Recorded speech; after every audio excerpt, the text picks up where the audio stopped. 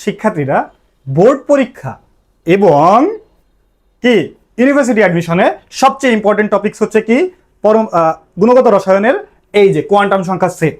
এই কোয়ান্টাম সংখ্যার সেট যদি একবার বুঝে যাই তাহলে কিন্তু আর কোনো সমস্যা থাকবে না।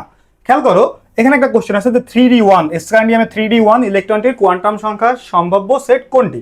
আগে বোঝো 3d1 বলতে আমাকে কি বুঝিয়েছে। 3d1 খেয়াল করো যে n ইকুয়াল টু এখানে মান বলে দিয়েছে আমার কত 3, n ইকুয়াল টু মান বলছে 3। এবার এস পি ডি এবং এফ অর্থাৎ কি 0 1 2 3 আমাকে বলছে ডি, অর্থাৎ এখানে আমার এল এর মান হচ্ছে কত, এল এর মান হচ্ছে 2, অর্থাৎ n ইকুয়াল টু 3 এবং l ইকুয়াল টু 2 এর জন্য কোন মানটা সঠিক।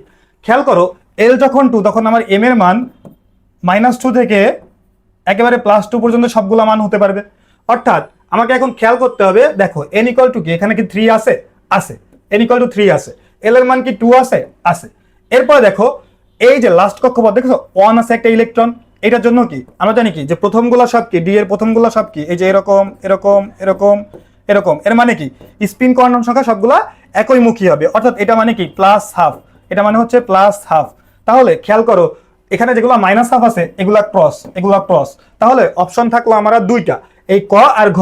খেয়াল করো কতে আমার এই যে এল এর মান এটা কত দেওয়া আছে 0 দেওয়া আছে, কিন্তু আমার এল এর মান হতে হবে কত 2, এল এর মান হতে হবে 2, সুতরাং এইটাই সঠিক, এইটাই সঠিক, ক নাম্বারই সঠিক। একেবারে ইজিলি আমি তোমাকে একটু ডিপলি বুঝাইলাম কারণ কি তুমি যাতে এখন বুঝতে পারো, যখন বুঝতে পারবা সাথে সাথে টিক দিয়ে ফেলবা। So tata.